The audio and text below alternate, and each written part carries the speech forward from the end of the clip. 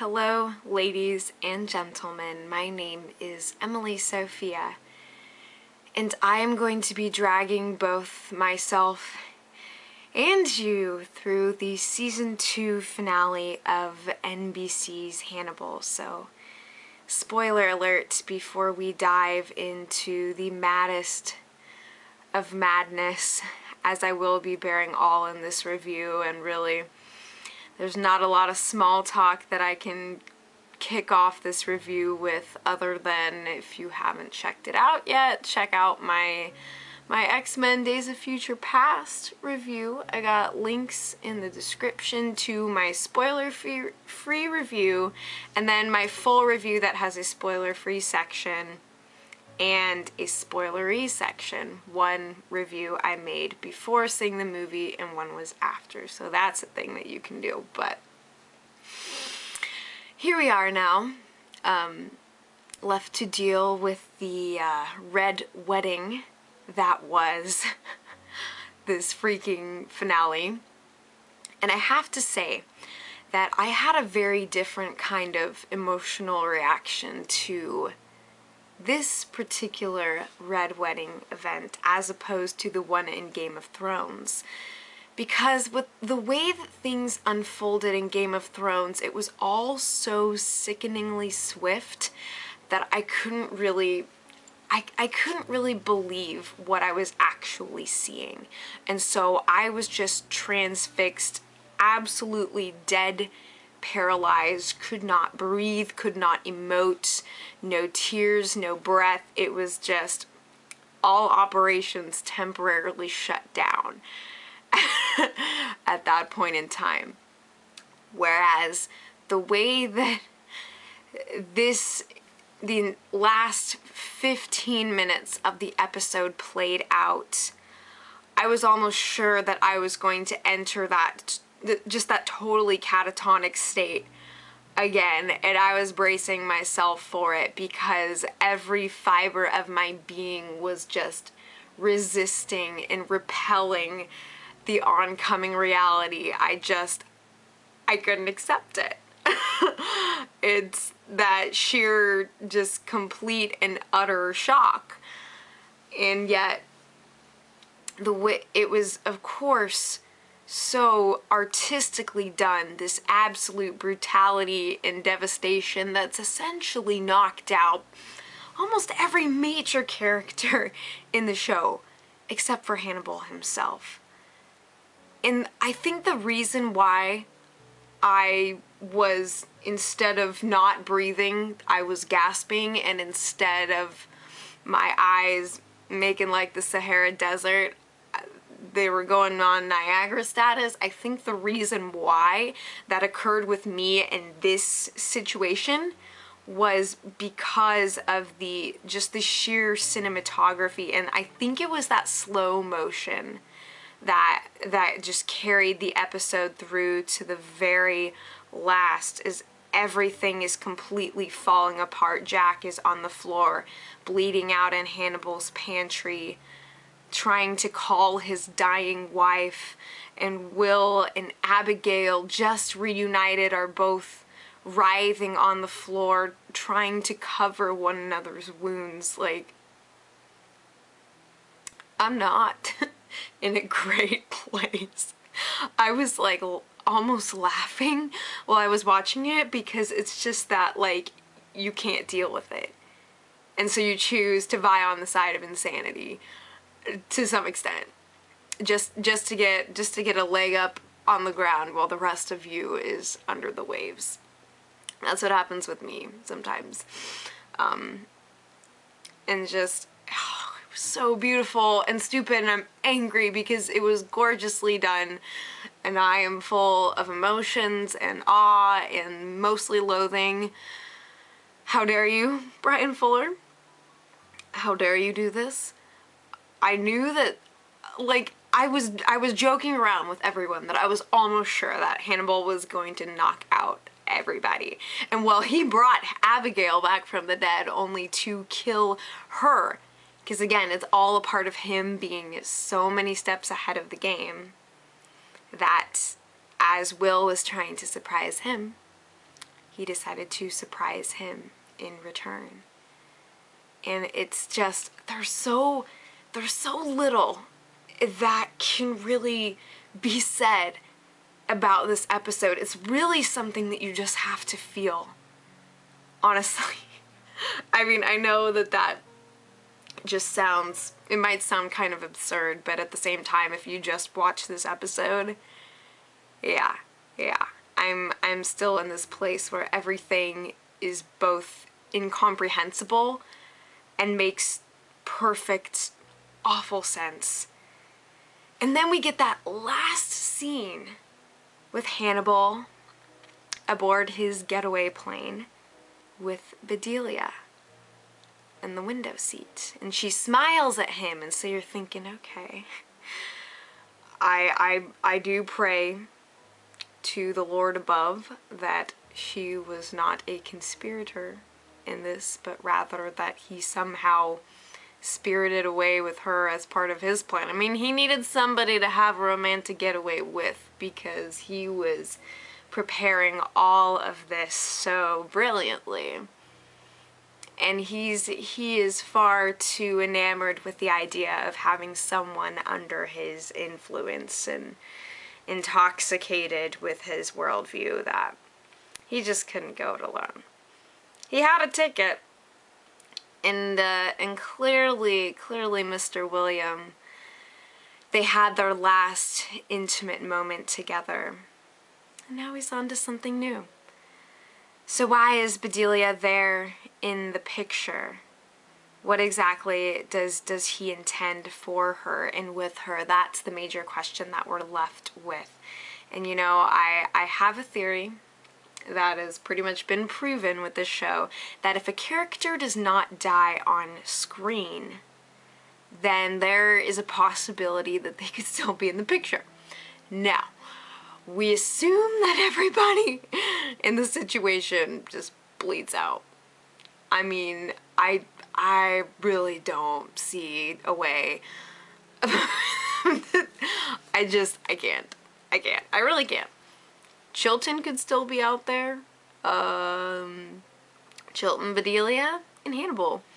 And it looks like we are moving into truly unparalleled territory, and they could pick up anywhere and everywhere come next season. It's just, I can't. There is so little left within me, and I want to say something deep and of value, but I mean, truly, it's as Will said to Bedelia when she was telling Will about her dreams of darkness and disappearing under the black waves. You know, he says that we have all been poisoned by Hannibal Lecter. And so ultimately everything that occurred there at the end, it wasn't completely out of the blue. As visceral and volatile and in our faces as all of that seemed, it was all the ultimate end of the poison that was coursing through all of their veins. I think that one of the things that was so fascinating about this episode was just the sheer tightness and how just intricately interwoven every single piece was. And so, you know, typically I can make a friggin' half-hour long vlog out of anything. But I find myself so speechless in the wake of this episode, and I think it's because everything was so clear.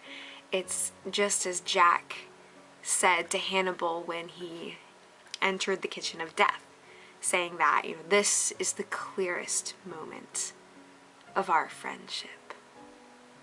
And then Will also gets that same moment of clarity, and it's so torturous for us and for Will and for, you know, for Alana to see Abigail again and to not know and yet at the same time know exactly what she has endured. It's just crazy because, I mean, in the things that she does, she demonstrates so much pain and remorse.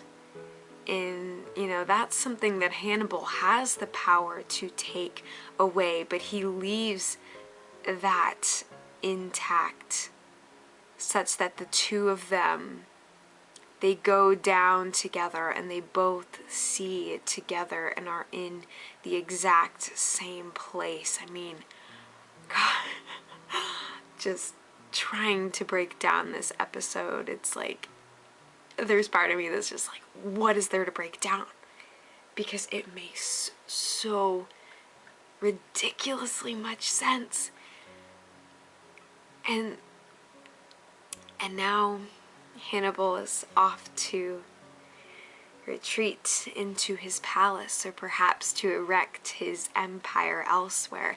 The whole nature of the show is going to completely change by the next season, and that's something that is so scary to think about, because we've been situated in this cozy little den of Hannibals, and even though we know the things that have filled the pantries and the refrigerators and God knows what else, we have fallen for the scenery just as we fell for Hannibal.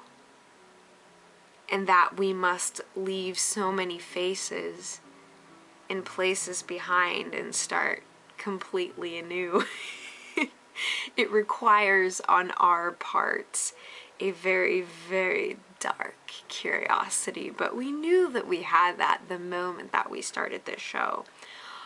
Also, there were some truly exquisite moments and parallels that I enjoyed, such as when Will found out that he and Jack were, warrants were put out for their arrest for Will as an accessory to entrapment, and then he calls Hannibal and he just says the two words, "They know." And those are the exact words that Hannibal himself spoke to Garrett Jacob Hobbs, you know, before he bit the dust.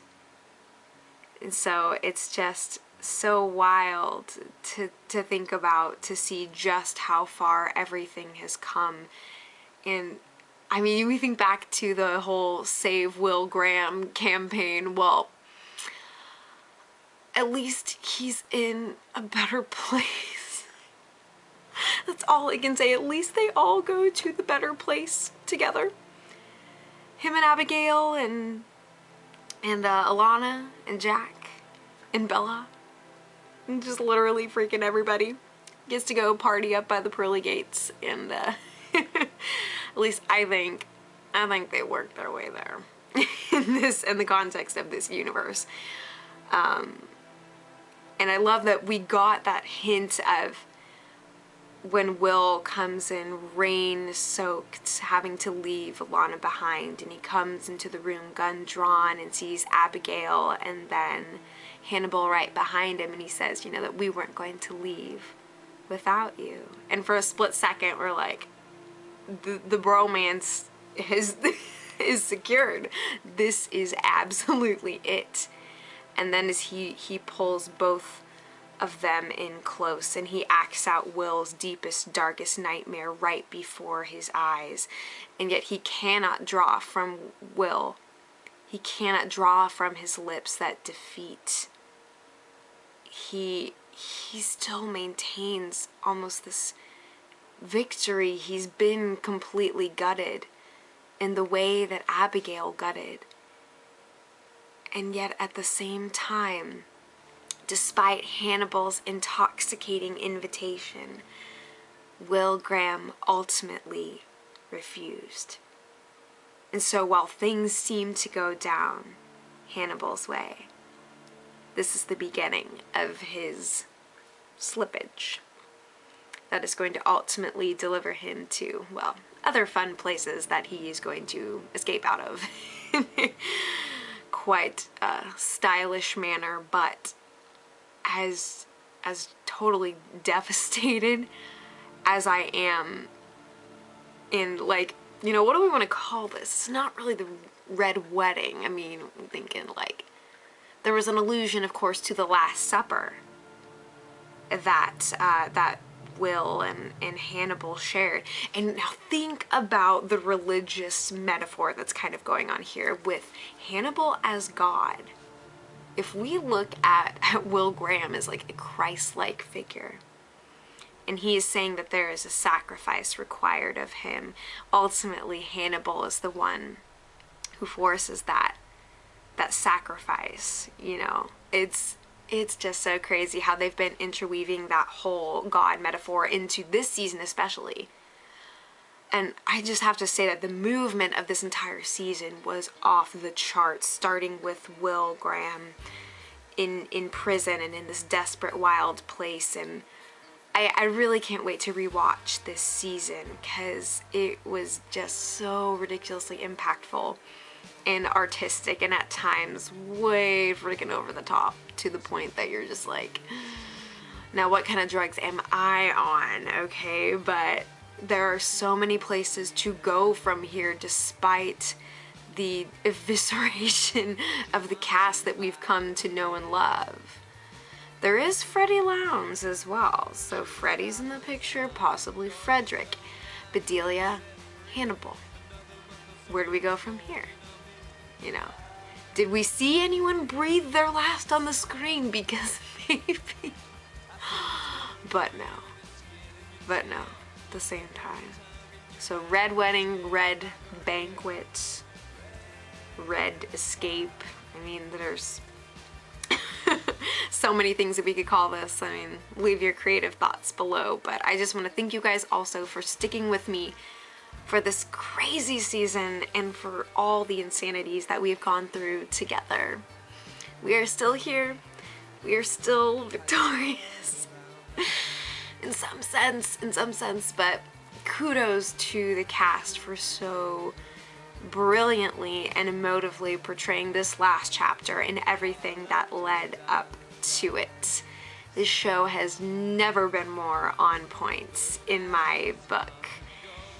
And yeah, I mean, I dare say that this could very well be one of the first non-Game of Thrones Red Weddings that we've had out there. I mean, there's been stuff on like The Walking Dead and things of that nature, but in the non-zombie apocalypse world, this is a pretty immense chapter. I'm gonna go to bed and attempt to dream sweet dreams, and I hope that you do the same. And maybe I'll meet you guys there, and we will sing Kumbaya together and have a few drinks and just let it go. Let it go. So thank you again for joining me for this season. Leave any and all thoughts and observations and whatever you got. I would love to hear it. So you guys take care.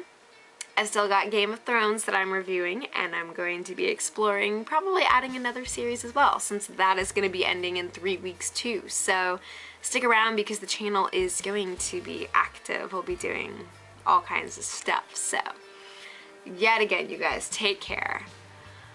I will be back, as will Hannibal, and we'll see just how that unfolds. So I keep like, my brain keeps like broken record status. I'm gonna go. Mwah. Cheers.